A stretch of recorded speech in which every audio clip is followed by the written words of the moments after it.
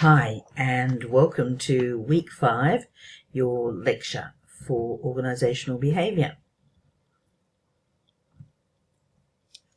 So, moving on, I'm getting used to this new program I haven't used before, Screencast, so bear with me. So that if there's a few glitches, that's flexibility, that's being agile, and it's a learning curve for me. And if you hear some sounds in the background, it is Guy Fawkes night, so don't be surprised if you do hear a few fireworks going off.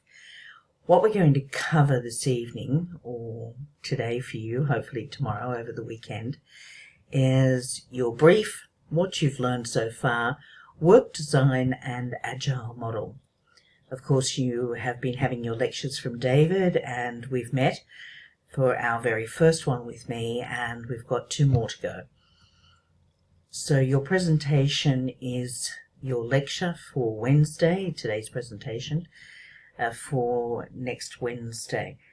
Today we're going to work on work design and agile, as I said.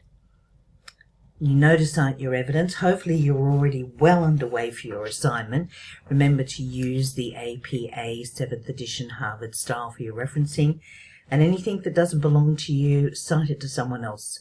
Of course, that's because it's respecting them. And also we want to know what your thoughts are. Your brief, as you're aware, is available on Blackboard, and I've highlighted there a few things that you need to link in. Of course, the 5 intended learning outcomes. This is about you critically reviewing what you've been learning and critically reviewing your organisation and seeing what sort of impact I suppose you can make for the future, but currently what's taking as well, and then putting all of that into a summary so that you get an overview and a strategy that comes out of all of this, of course, and that's using McKenzie's 7S framework as we discussed previously. What you've gained so far, organising for performance and growth and innovation. You've learnt a number of models, top-down, of course, you can have top-down model as we can see there, or from the bottom up. What you've gained so far in organisational identity and culture and belonging was Hofstede's cultural compass, Gibbs' reflective model, the culture web, where the mindset takes place, where you can see the paradigm there. The mindset, the change in thinking takes place and how it impacts everyone else. Of course, the stories that an organisation tells itself, the rituals and the routines. And what you've gained so far for organisational design and development, and strategic people management, as well as development. So you have actually learnt quite a lot over this last 4 weeks. Moving forward, with all of that you've gained, hopefully you're able to now start to critically evaluate your organisational capabilities, your organisation. Sorry about that, I've written your organisational capabilities. Well, I suppose it is the organisational capabilities, the capabilities of your organisation and its impact. Today you will be learning about work design, and I've put the chapters there for you, and hopefully that you can just see, we have work design here where we're starting to, I suppose, nurture and care for a project, and then when it comes to maturity, and of course having it being implemented, shipped out. And you'll also be learning about being agile, and that's an agile model. It's another way of thinking. I've put in a number of models, tools and techniques for you to have a toolkit. You already have so much in your toolkit, but this is another one for today, and again the chapters are there for you to read. So work design, we'll start with work design. Work design is about the activities that take place at your work, the jobs, the roles, the skills, the techniques, the responsibilities of those roles and tasks, and how they all interlinked. And I put there perhaps redesign to the point of coming to outcome. If you have a great work design, then everything is going to foster and grow well. if you don't have a great work design, there will be parts of your organization that are not thriving, that are dying off, or that are stunted in their growth. So work design is paramount for an organization to grow, to move forward, to adapt to changes. A bit like when we had COVID. If you think about it, there were some organizations that were already online. There were organizations that were able to adapt very easily, and there were organizations that weren't able to adapt very easily. All of this comes down to the task, the role, the job, the people, the culture, and the actual design that you choose for your organization.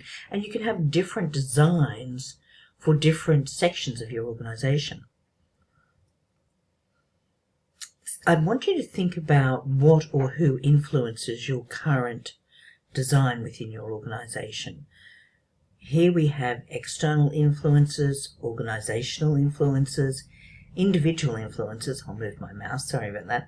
Individual influences, and of course, the group influences. So I want you to think about who influences your current work design. If you just take a few moments to think about that, perhaps you could just jot down one or two that you think influences your current work design of your organization.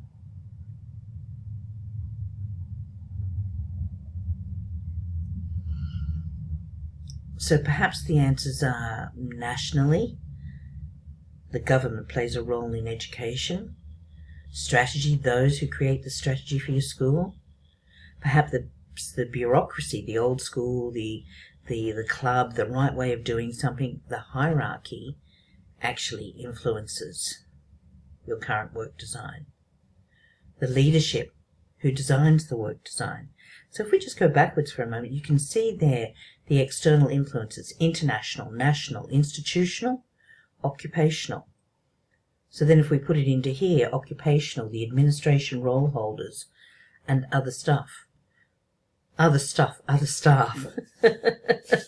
Remember, I'm severely dyslexic, so I think I'm doing really well at the moment reading some of this. Mind you, it's not necessarily good to read off slides. It's good for you to have a prompt. I have put some in there, like the characteristics of remembering how you introduced yourself and your character and how you fitted into the cultural web. So I wanted to put some of these up here so that you would start to think about who or what influences your current work design in the organization. And work design needs to be aware of the culture of the people. Do you remember when we were doing this, when we were looking at organizational culture, and I had said to you that there were stories and mottos and what was normal and the rights, and people use these stories, you know, when they say, oh, we've always done it this way. We can't possibly change what we've done before. Oh, when, you know, Jack was here, 5 years ago, he tried that and it didn't work. We always go down that particular pathway. So the work design needs to be aware of the culture and the people that you have within your organization. And a barrier to work design is conflict avoidance. Do you remember how we talked about conflict avoidance? People who won't speak up. And so you could implement a work design and no one's going to let you know that there is an issue with the design within that organization because they don't wish to have conflict with you.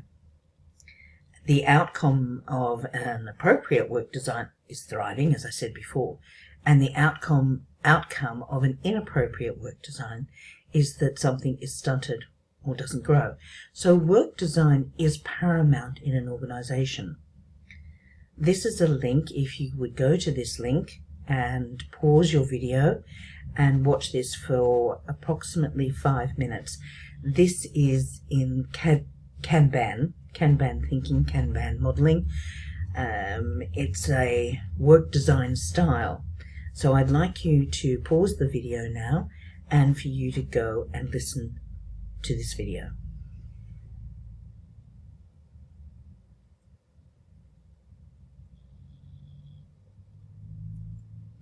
So, as you saw, it's about workflow and it's about lean design. And one of the ones that you can use is Trello. fabulous tool to have in your toolkit. Remember, we've spoken before about having models in your toolkit, having Hofstede's Cultural Compass, having the Cultural Web, of course, in there, Mind Tools. I've given you a few links before on Mind Tools. So again, this is another one to have in your toolkit, is to learn Kanban. And other people pronounce it a different way. That's how I was taught to pronounce it, was Kanban. So Trello has it where we can end up having the cards, as you saw in the video. And these are just, I suppose, electronic, aren't they? Electronic cards. And you can move them around if you've ever used Trello. It's quite a handy one to have in groups, especially if you have about a group of, I suppose you can have up to around about 20. I mean, you could have more, but it does get very complicated. And the cards move, so everyone gets to see this. Everyone has an overview of it. And if I've completed something and it was in my to-do list and it had been assigned to me, then I'm able to move it forward so that everyone knows I'm in the middle of doing it today. And then I can move it forward to say, you know, I have completed it. And of course, the person who might be doing a code review will go, great, it's in my box now, I can do the code review. So everyone is able to see all the processes here. And this way you can catch a backlog before it happens. If everyone's pretty much in the to-do phase and there's a whole line of them down here, and these people here are waiting to do the testing, and they can see it's all blocked here, we can put more resources to it so that this can be cleared up and moving forward. So it's a brilliant way of being efficient, a brilliant way of moving things forward, and using Trello is a great way to see it in an overview. What it means is it's efficient, and you can also bring up any issues fairly quickly, and it's fairly flexible. So what we're doing is we're looking at the progress of a workflow. The method, as I said, is efficient because of the time and the less finances that's used. It gives you a helicopter view of what's happening at that particular and in real time, that particular time and in real time. You're able to organize the workflow, but you're also able to be flexible, and you can complete a task, before the next one. As I said, bottlenecks, and more complex tasks could be broken down again. So you could take a more complex task, a more highly complex task, and put it onto another board, and that can be broken down again. And each member is responsible for the task, and each member can see who is responsible for the task. And that gives a shared goal, a shared value, and less conflict, as we discussed before when we were talking about organizational culture. I'd like you, in a few moments, to have a look at Ford. So this is from your organizational behavior book, where it's Taylorism and Fordism, it's called. So please read through that chapter. So Taylorism was about scrutiny and watching everybody and every particular task they did within their role. A lot of people didn't like feeling that pressure being scrutinized. And Ford was about not so much technology, but efficiency of the mechanics at that particular time. And there is a difference with it. And what took off was, of course, this efficiency and essentialism. And what I'd like you to do in the next slide is have a look at Henry Ford. Now, that's approximately 11 minutes, but it'll give you an overview of his vision and the culture that he had and how that drove him to create the Model T Ford. And he also used that economy and efficiency by, I was going to say rewarding his employees, but when they had tasks that were monotonous and repetitive, he increased the salary so that they ended up getting something out of it. And of course, he got his cars were produced. So there's lots of different, I suppose, reward systems, more than just efficiency. for you to have a look at. So I would like you to move forward and have a look at Henry Ford for approximately 11 minutes. If you would if you would pause the video and move forward and watch the video. Pause my video to watch that video. Right, so as you just saw, it's about jobs and tasks and skills, and all of that changed. As I said, it was his values, and that led him to the tasks, and that led him to the industry methods, and then that led him to improving the mechanical processes, and that led him to rewarding the tasks for the workers, whatever the incentive was. And an incentive needs to be for that particular person. Some people like a job title, some people like respect, some people like to be quietly recognized, some people want to be financially rewarded, some people want to be rewarded with time. So it's also, when you're looking at the overview of an organization, we need to be also looking at what incentivizes each individual. And all of that, of course, led to more production, sales and market, which led to his reputation and repeat business and to new businesses. Now, in each one of those sections of the business and sections of who he is and what he was, you could break down each component into an appropriate work, job, or task design. So you could use the methods of the cards in the factory floor, in the C-suite, in the people that made the decisions, in the administration. You can break down each component and use an appropriate work design that's suitable. What I wanted to do was show you also to think about the future when you're organizing work design as something in 2030. If you're thinking about 2030, will a robot take my job? So I put in secondary teachers and also administration.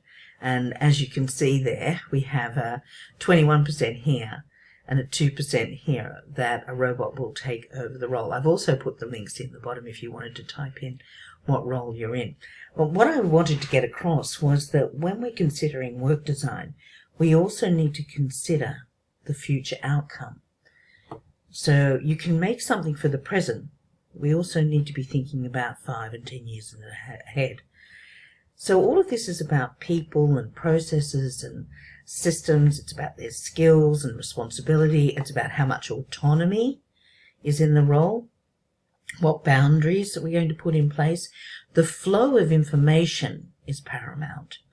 Also the shared values, which reduces conflicts, the characteristics of each person. Remember our cultural web. National and local, remember we were speaking about in the beginning here. Engagement, well-being. There is a lot that's actually involved in the work design. Within that, you can choose also an organizational structure. I've put here just 3 traditional structures, and this one has 5 types of organizational structures. There are a number of structures that you can put in place, number of work designs that you can put in place. What is most efficient for your organization, or what is most efficient for a section of your organization? You don't have to have the same organizational structure for every section of your business or organization. One that I thought you might be interested in, and that would give you a completely different viewpoint, and this would maybe hopefully create some sort of paradigm shift. This is something that's close to my heart, is Semco.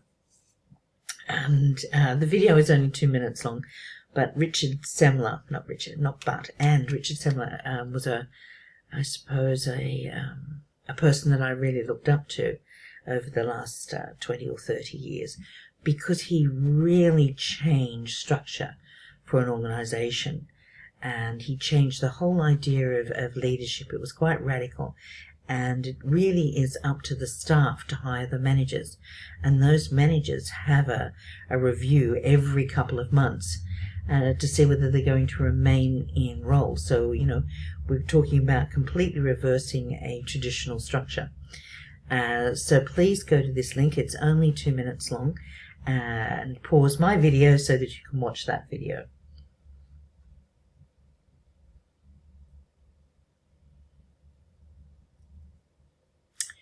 So hopefully that gave you food for thought. And he has a number of videos and a rather interesting couple of books as well. And a brilliant outlook on life. And he decided that he was going to do something different in order to rescue his company. And he went to basically the floor staff. He went basically to the factory staff and said, hey, how are we going to make a difference here? And that's something that you could be thinking about, is actually go to the people that are front facing. They're the ones that have the most interaction, and see if there's anything new you can discover, any way of doing something different. How can you improve your organizational work design, whether it's to have up all the cards or to look at where the relationship is and how to get them all to work together. And of course, hopefully, to be happy and successful in finding something new and different. And moving on from that, of course, is Agile. Agile processes are about moving and testing and repeating the process. So we start here and we're designing and developing and testing something out, and we go right through and we review, and then we repeat it again and again and again. We hone it, we develop it. We are not concerned with mistakes. It's more fast moving. It's repetitive. It's all about improvement, and it's about embracing change, but we need the people who are going to embrace that change. So that goes down to the character of people that you are working with and hopefully hiring for the future. We need people that are happy with constant feedback and effective communication. As I said to you, it's often fast-paced. The idea of it is to have elegant simplicity. So, we can make mistakes, we can fall, we can develop, we can move forward, and we can share with others. So it's about not just flexibility, it has a number of elements in it, but it's about discovering new, a little bit like Ricardo Semple had laid out. He kept asking the question why, and he kept laying out, okay, what can we do about this? How can we improve this? How can we move forward with this? And bringing everybody on board to really think differently. And the advantages are, when you've got that flexibility, is it's easier to negotiate. Conflict can be reduced. Project work develops really well when you have an agile mindset, when you want a whole lot of ideas generated. There are some barriers, of course, to having this agile method or model being used in your company or in your organization.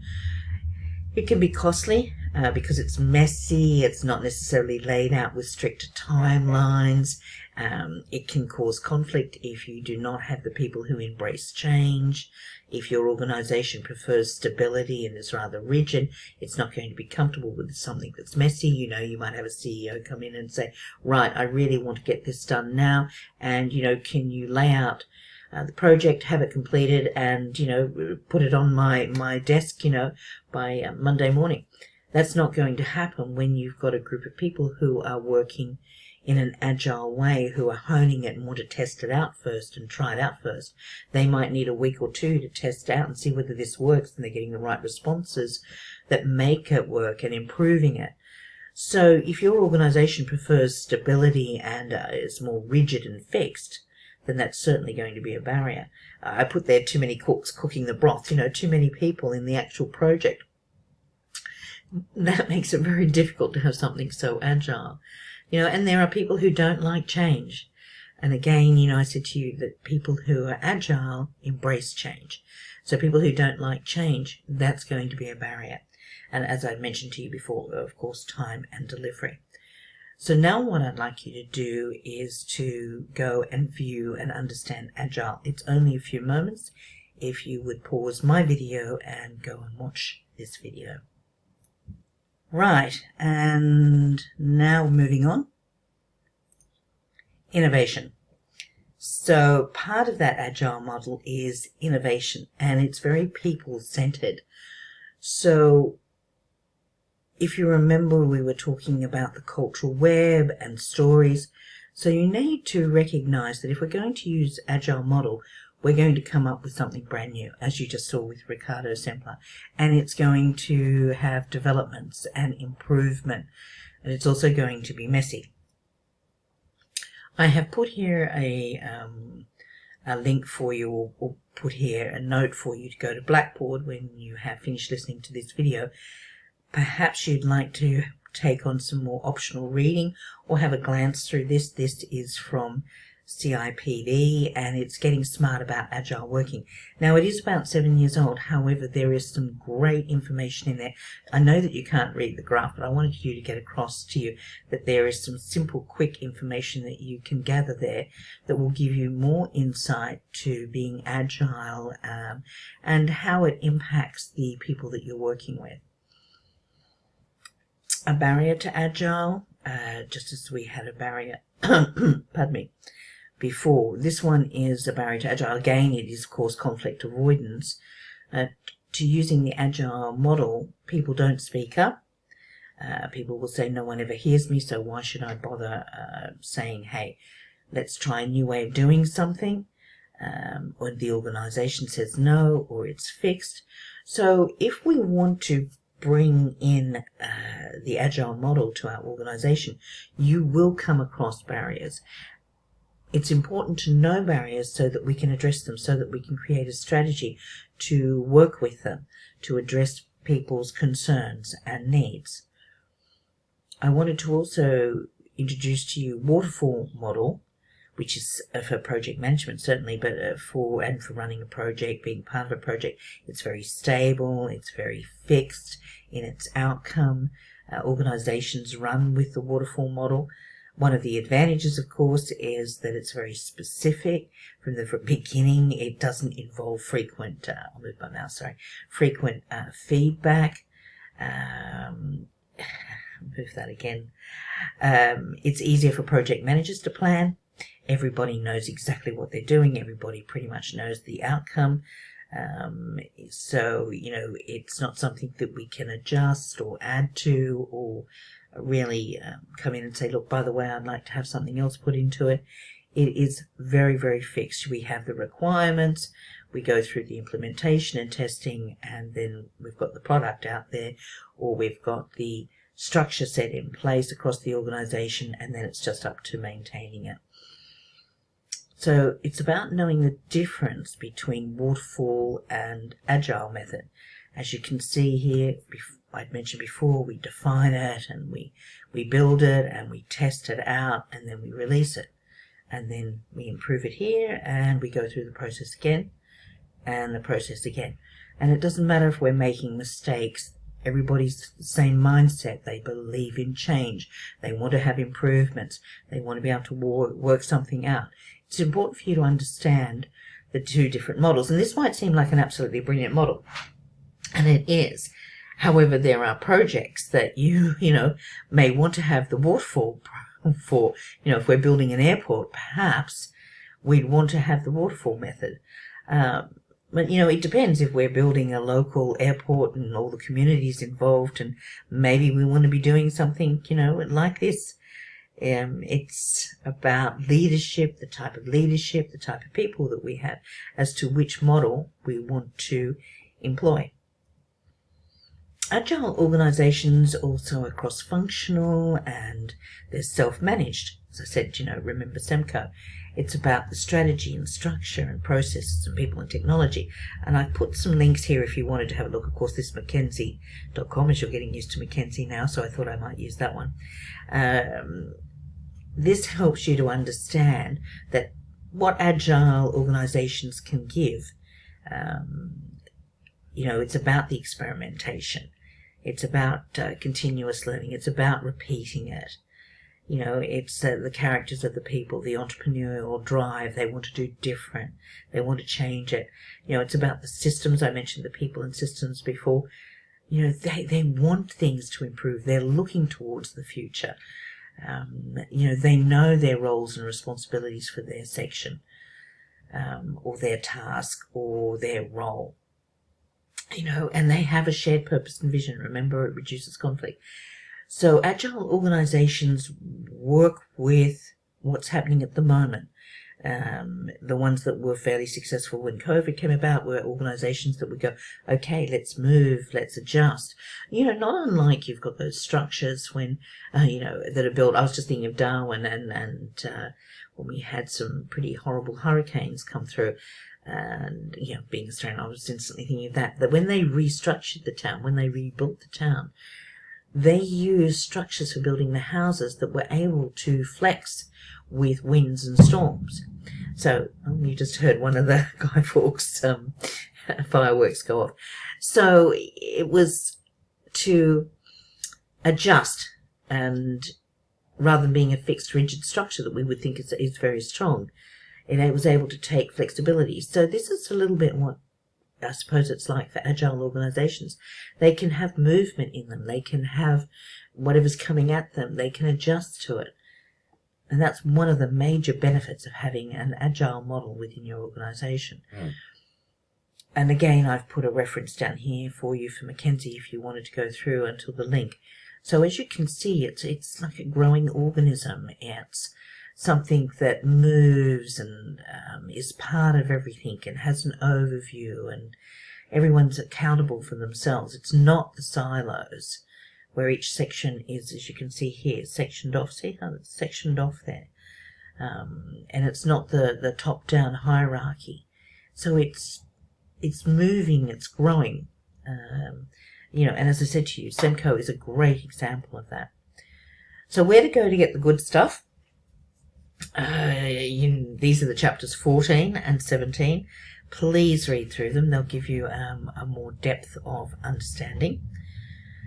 So now you are more critically aware, I hope, and I also hope that you have recognized that you have a toolkit. Remember the Mind Tools and Trello, and now you know about Kanban and the Culture Web and the CIPD map, Hofstede's Cultural Compass, and a number that also David has given you.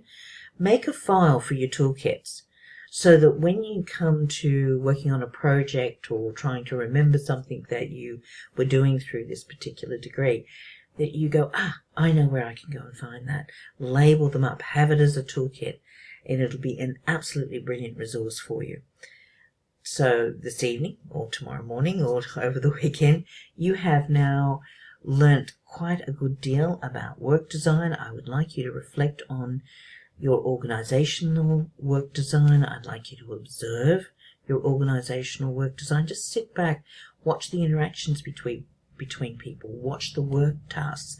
Look out for busy work where something isn't efficient, but people get a sense of purpose from busy work. And if you're looking for efficiency and simplicity in your company, in your administration, in your school, think of something that is elegantly simple. When you're watching people do busy work, think, is there some way that this could be done that's more efficient? Why are we doing this extra one? Why are we, using something 3 or 4 times? I remember many years ago, and it's something that I do try and implement. If I touch a piece of paper, I only touch it once. So that's something to look out for, is the work design. And of course, Agile. Can you implement Agile in your organization? Can you implement Agile in your group? Can you implement Agile even for yourself? To put everything down onto cards and move it from one to the other and then see something to the end. So keep adding to your toolkit. Do your reading. Demonstrate your learning through your assignments. And thank you for spending time with me. Stand up. Stretch. You've done really well over the last hour. And of course, thank you for taking the time to learn and listen to me. And I will see you on Wednesday for further discussion and hopefully an exercise that we can all do.